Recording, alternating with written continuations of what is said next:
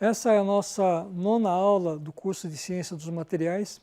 Hoje nós vamos falar sobre os processos de fabricação, os principais processos de fabricação que a gente usa na indústria metalmecânica. E falando um pouco então do processo de fundição, conformação, que são os processos mais usuais que a gente tem na indústria. A gente pode separar esses processos de fabricação praticamente em três grupos, onde nós temos os processos de conformação ou de moldagem do material. Tem o processo de fundição, onde a gente consegue, então, a partir do metal líquido, vazar ele dentro de um molde, e ele solidifica com formato final, com uma forma final. E temos algumas outras técnicas de fabricação, como a metalurgia do pó, soldagem, impressão 3D, tem alguns outros métodos. E não foi colocado aqui também, mas um dos processos que a gente usa muito na fabricação é a parte de usinagem, que a gente vai comentar na próxima aula. Do processo de fabricação por fundição, a etapa básica, o procedimento básico que a gente tem nesse tipo de procedimento é o aquecimento do material até o seu estado líquido, então até a fusão do material.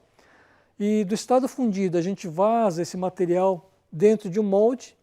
Então esse molde tem um formato específico, e o metal líquido, então ele vai adquirir o formato do molde.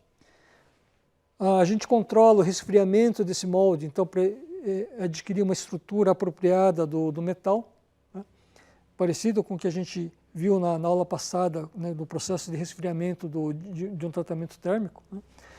E uma vez solidificado, ele tem a desmoldagem e o acabamento, que é a rebarbação. Normalmente, quando a gente faz esse tipo de processo de fundição, ele sobra rebarbas no material que tem que passar por um processo de acabamento. E dos processos de fundição, a gente consegue classificar ele, seja pelo tipo de molde que a gente usa, se é um molde fechado, molde aberto, molde metálico, molde em areia, o tipo de molde que a gente usa, e pelo modelo que a gente usa na hora de produzir o molde. Então a gente consegue classificar o processo de fundição pelo molde, pelo modelo, ou então, se no caso do vazamento, se ele é feito por gravidade só, ou se ele é injetado por pressão. Então, nos casos por exemplo, de fundição de alta precisão, a gente usa moldes metálicos com pressão. E no caso do processo de conformação, onde a gente precisa aplicar um esforço mecânico para deformar o material e dar um formato no material, a gente pode classificar esses processos, seja pela forma do produto final, o formato dele, seja pelo tamanho da região de deformação, se eu estou deformando uma região pequena ou uma região grande, pelo tipo de escoamento que o material faz na hora de aplicar o esforço e ele se acomodar, se deformar. Ou eu posso classificar pelo tipo de produto final obtido. Então, dependendo de qual desses critérios eu vou ter aí então o processo. Por exemplo, quando eu estou trabalhando com chapas, chapas de perfis, eu vou utilizar um processo de laminação e estampagem. No caso, para a fabricação de tubos, fios, barras, eu vou usar o processo de trefilação ou extrusão. Dependendo da região de conformação, se ela é localizada ou generalizada, eu vou ter então uma outra classificação de processo e assim por diante. A gente vai discutir um pouquinho durante a aula os vários processos de fabricação, qual que é a característica básica desses processos. Por exemplo, no caso da laminação, a característica básica do processo de laminação é a compressão direta através de dois cilindros, chamados cilindros laminadores, onde a gente controla a distância entre esses dois cilindros, e a tração que esse cilindro faz no material. Então ele puxa, a alimentação do material ele é feito pelo atrito entre o cilindro laminador e a peça. Então, esse cilindro puxa e ele, ao mesmo tempo que ele puxa a peça, ele faz a alimentação do material que está sendo laminado, ele conforma, ele aplica uma força de pressão para obtenção de chapas placas, barras, perfis. A gente consegue obter perfis diversos, tá? Usando a laminação. Então, se o cilindro laminador ele não for plano, ele tiver um perfil específico, eu consigo, então, produzir barras específicas com formatos específicos. Antes de falar da trefilação, vamos comentar um pouquinho mais, né, do processo de laminação. Então, nesse processo de laminação, tá, normalmente, essa diminuição da seção transversal, quando eu aplico a pressão pelos cilindros, né, o volume do material ele não muda. Então, se eu estou reduzindo a dimensão em uma direção, eu vou ter que aumentar a dimensão do material em outra. Tá? Então, normalmente o que acontece, tá, é que ele pode alargar e pode aumentar o comprimento. Então, se eu aplico uma força de tração aqui junto, né, com o cilindro, eu consigo direcionar essa deformação para me obter somente um comprimento. Então, através da aplicação da força de compressão, eu consigo ter um aumento, tá, no comprimento e na largura da minha peça. Só para vocês terem, né, registrado, né, então que a força de tração, né, para alimentação ele é feita pelo atrito entre os laminadores, os cilindros laminadores e a peça. E nessa aplicação da força de compressão dos cilindros laminadores na chapa, né, eu tenho que, no contato do cilindro com a peça, a força que o cilindro aplica na peça, ele não é uniforme. No início ele vai ter uma deformação maior do que no final. Né? Então, se eu graficar aqui ao longo, tá, dessa linha de contato entre o cilindro laminador e a peça, a minha pressão, tá, ele vai ter um gráfico parecido com isso. Ele vai sair daqui de um ponto, ele vai aumentar, vai atingir um ponto máximo, tá, e depois diminui de novo. Né? Então, a pressão, como a pressão não é uniforme, né, o cálculo do tipo de pressão que ele exerce em cima do material, ele não é muito simples, tá? É meio complicado, mas que não cabe aqui no curso, tá, a gente desvendar esse tipo de processo. O que é importante é que, nesse processo de laminação, como a gente tem uma deformação plástica no material, né, vocês lembram que a maioria dos metais são materiais policristalinos e que estão fluindo aqui, então você tem os grãozinhos que estão sendo amassados, né, e sendo deformados, e ele vai ter uma orientação específica depois de laminado. Então, esse tipo de orientação específica depois de laminado, ele faz com que o material laminado ele não seja homogêneo, né? Ele não seja isotrópico. Ele é um material anisotrópico, ou seja, a resistência do material, a plasticidade que ele tem, ele vai depender da direção de aplicação da carga. Né? Por quê? Porque esse material foi conformado de forma orientada. Só para a gente ter os vários exemplos, né, de aplicação, né, da laminação, que tipo de produto a gente consegue obter com a laminação. Então, eu coloquei aqui como exemplo, né, as placas, as chapas. Tá? Nós podemos, a partir do blocos, então, de fazer uma série de perfis, como trilhos, perfis, tubos, barras. Tá? A gente consegue fazer uma série de tarugos, né, com perfis, né, bem específicos, tá? Quadrados, triangulares, né? Assim como, junto com o processo da laminação, à medida que eu produzo a lâmina, tá, eu consigo fazer tubos. Né? Então, fazer um dobramento dessa lâmina, fazer o tubo e fazer a solda desse tubo, então, de fazer um tubo soldado. Tá? Então, eu consigo aí obter perfis diversos usando o processo de laminação. Aqui a gente tem um outro exemplo, né, de laminação, onde a gente tem a obtenção de um trilho ou de um perfil em I.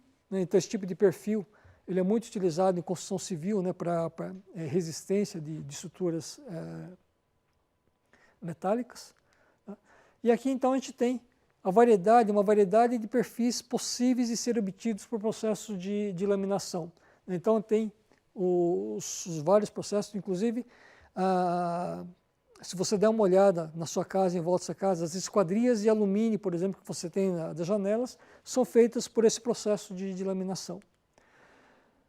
Junto com o processo de laminação, a gente tem, variando, né, a região de aplicação de carga. Tá?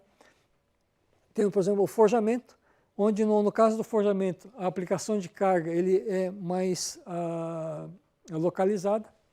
E aqui a gente tem, né, então essa aplicação de carga pode ser por meio de golpes ou martelo, então de aplicação não uniforme, né, e aplicação cíclica. Tá?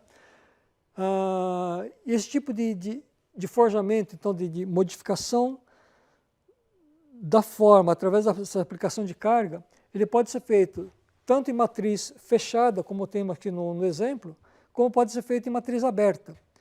Um exemplo bem prático, né, bem corriqueiro que a gente conhece dos filmes, né, é, por exemplo, o forjamento da ferradura. Né? Então, a ferradura, a partir de uma barra, né, o ferreiro vai aquecendo no fogo e martelando, então, por um processo, né, de golpe, sem ser em modo fechado, né, em modo aberto, você consegue formar aí a ferradura que é usada aí no casco dos cavalos.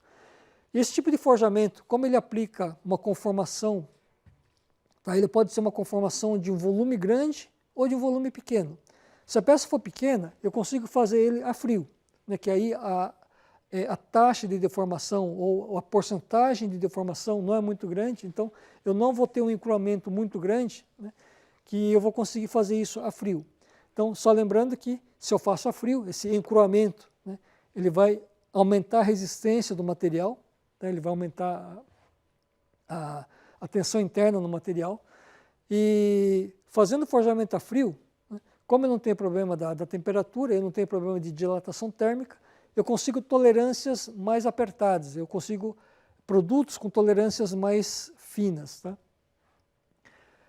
No caso do forjamento a quente, geralmente ele é feito quando eu tenho um volume grande de material a ser deformado, com peças grandes, por exemplo. Né? Então, nesse caso, tá, o tipo, tá, geralmente da peça, o formato da peça, ele geralmente também é mais complexo, ele pode ter formatos diversos. Eu tenho problema, né, usando o forjamento a quente de recristalização, então à medida que eu deformo o material, que eu aumento o encruamento, a alta temperatura, né, ele recristaliza o material. Tá? E eu posso ter um problema de oxidação, né, dependendo se eu faço em atmosfera aberta ou atmosfera fechada, tá? Eu posso ter problema de oxidação e eu vou ter sempre esse problema da contração térmica. Tá? Então, como o material ele vai resfriar depois de conformado, tá? Ele vai ter aí uma contração térmica que pode me prejudicar a tolerância final do material. Então, eu tenho que saber prever o quanto que o material vai contrair para prever em projeto, né, e prever como é que se chama? As dimensões dele a quente antes de esfriar. Então, as características básicas do forjamento livre, tá, é que ele tem formas regulares mais abertas, né, a gente pode formar anéis, eixos, né, e geralmente peças pequenas. A gente pode fazer também, nesse forjamento livre, peças de grandes dimensões, onde eu vou aplicando forças, tá, e conformando aos pouquinhos o material. Eu posso ter também, tá, realizar esse tipo de forjamento utilizando martelo, e esse tipo de martelo não é só um martelo manual, né, mas são prensas, tá, prensas, pode ser prensas excêntricas ou prensas hidráulicas, tá, para aplicar esse tipo de força. E geralmente o forjamento em matriz fechada ele é feito em prensa normalmente hidráulica. Tá? Ele tem geralmente para peças com alta produtividade, quando eu tenho que produzir larga escala. Tá? Ele dá uma maior homogeneidade estrutural no material. A qualidade dimensional geralmente é melhor, porque ele faz em matriz fechada, então as dimensões, né, finais e o formato final fica bem mais definido. Tá?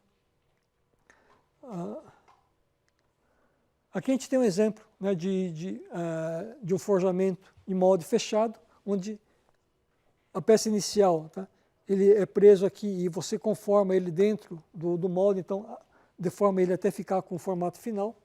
Tem os vários exemplos de peças. Né? Aqui nós temos uma ponta, tá, de eixo de um carro, né? Onde ele passa por várias etapas de conformação. Tá? Então, até chegar nesse formato final, ele foi feito forjamento, né, em várias etapas. Tá? E se a gente olhar a microestrutura do material, como é que ele vai se deformando ao longo, tá, do processo, a gente vai ver que a microestrutura desse material ele está toda orientada e essa orientação aumenta muito a resistência desse material. Eu consigo, então, a partir dessas fases intermediárias, né, orientar os grãozinhos, tá, a deformação dos grãos, para que é uma estrutura com uma resistência muito maior. Então, aqui nós temos um outro exemplo de uma matriz fechada, né, que é da biela de um virabrequim, onde a gente consegue observar que nesse tipo de sequência de forjamento, a microestrutura que ficou formada, né, ao longo do material, ele aparece aqui como se fosse um material estriado, né, como se fosse fibroso, né, que aumenta muito a resistência mecânica desse virabrequim. Portanto, a gente consegue, a partir das etapas intermediárias de forjamento, orientar os grãozinhos para que ele adquira esse tipo de configuração. Aqui a gente tem outros exemplos, né, de peças que são forjadas, tá? A maioria delas, tudo forjadas em moldes fechados, tá? E com acabamento muito bom. Né? Então, você tem peças aí com dimensões bem definidas, tá? Praticamente sem precisar de quase que nenhuma etapa posterior ao processo de forjamento para o seu uso. Junto com o processo de laminação, estampagem, forjamento, a gente tem o processo de estampagem, né, que normalmente ele é feito também a partir de chapas e folhas. Né, então a gente faz a conformação dessas chapas, né, e dando um formato adequado para a peça. E nesse tipo de estampagem, o esforço principal que a gente aplica é o esforço de flexão, compressão, pode ter ou não cisalhamento junto, né? Então se geralmente junto com a parte da estampagem, com a deformação, eu fizer cortes na parte do material, eu vou ter cisalhamento, né? E normalmente também junto, tá, eu tenho o estiramento, quer dizer, como eu faço a partir de uma chapa e uma conformação, parte do material vai se esticar, tá, para ele poder entrar dentro do molde. Então, normalmente, os produtos finais, né, de uma estampagem, né, tem formatos de copos ou caixas, tá? E esse tipo de procedimento, dependendo da porcentagem de conformação que eu faço, ele pode ser feito em várias etapas, tá? E onde eu posso fazer isso em um processo sequencial. Tá? Então, aqui a gente tem um exemplo, né, da estampagem de um copo. Então, eu parto de um blank com formato de um disco, né, aplico a punção dentro de um molde com formato circular também, e esse punção então vai, a partir da chapa, de fazer um copo, né, de dar um formato de um copo. Então, eu vou ter aqui na região aqui um pouco de tração, dobramento nessa região, eu vou ter um estiramento nessa parte aqui, uma tração nessa parte, tá? E aqui então o blank ela vai ter que fechar para dentro, eu vou ter que ter uma compressão aqui do sujeitador para que essa chapa não enrugue nas bordas. Então eu tenho aí uma quantidade de esforços, né, bastante complexo aplicado junto ao processo de estampagem. Aqui a gente tem uma sequência, né, da estampagem de uma peça com formato de copo, né, onde, para mim poder fazer isso, né, de uma única vez, a taxa de deformação é muito grande, né, então eu posso ter problemas de rasgamento, por exemplo, dessa chapa nesse processo, então eu faço em várias etapas. Então eu tenho aqui, por exemplo, exemplos, né, de sequências de estampagem. Então eu tenho aqui outras peças, e inclusive, por exemplo, nessa peça, o início da peça ele começa com corte, né, então eu tenho aqui tensões de cisalhamento aqui para poder cortar a peça, Então, a partir do corte, eu vou deformando, né, até chegar no produto final. Eu tenho também, né, um exemplo aqui de estampo progressivo, né, onde a chapa, né, ele entra nessa direção, ele começa sendo estampado, né, no primeiro molde, bem dizer assim, né. Ele faz aqui alguns furos e vai progressivamente até ele chegar no final e tirar, né, um tipo de uma engrenagem ranhurada. Então, um outro processo de conformação que a gente usa muito na indústria metal mecânica, geralmente para fabricação de perfis simétricos, né, é a trefilação, onde esse processo de trefilação ele consiste em passar uma barra através de uma matriz, né, com formato específico, e por tração, por força de tração, esse material entra na matriz, né, e adquire o formato do perfil da matriz. Tá? Então, geralmente, esse processo ele é feito a frio, né, isso quer dizer que a peça final ela sai encruada, tá, com os grãos orientados, então é um material anisotrópico. Tá? A redução que eu tenho aqui antes de passar na matriz e depois da matriz, né, ele depende muito da temperatura. Eu posso fazer essa trefilação também a quente ou a frio. Na maioria das vezes ela é realizada a frio. Tá? E só que se eu faço a frio, a redução ele não pode ser muito grande. Eu tenho que fazer, se eu tiver uma redução muito grande, eu faço em várias etapas, né, com tratamento de alívio de tensão intermediário. Né? Então, esse alívio de tensão normalmente é feito por recozimento. Tá? E nesse processo, então, tá, de trefilação, essa região, tá, do material que entra em contato com a fieira, né, ou com a minha matriz, é a região onde ele sofre uma compressão muito grande. Tá? E nesse tipo de procedimento, o acabamento da fieira tem que ser muito bom para que ele crie um deslizamento, ele sem criar rugosidade na peça. Né? Se o acabamento da minha fieira não estiver muito boa, tá? O que acontece é que na superfície da peça que está sendo estrudada, ele acaba criando uma série de microtrincas na superfície, tá? Na forma de escamas, que reduz, né, a resistência desse material também. Então, eu preciso tomar cuidado, né, com o acabamento da minha fieira nesse tipo de procedimento. Não só na trefilação, como a gente vai ver na extrusão, esse tipo de acabamento também tem que ser importante. Então aqui a gente tem alguns exemplos de fieira, e aqui a gente pode ver, por exemplo, nessa fieira, o perfil da barra que vai sair é um perfil quadrado, losango, né? Aqui quadrado aqui na forma de um retângulo. Né? Então, não necessariamente ele vai ser somente circular. Então, a gente pode ter perfis variados, né, nesse processo de trefilação. Bom, então, aqui a gente consegue ver, né, os vários exemplos de perfis que a gente consegue obter por trefilação. Então, não é só um perfil circular, mas tem aí uma variedade de perfis, inclusive perfis bastante complexos, né, que a gente consegue obter por esse processo de trefilação. Até a próxima aula.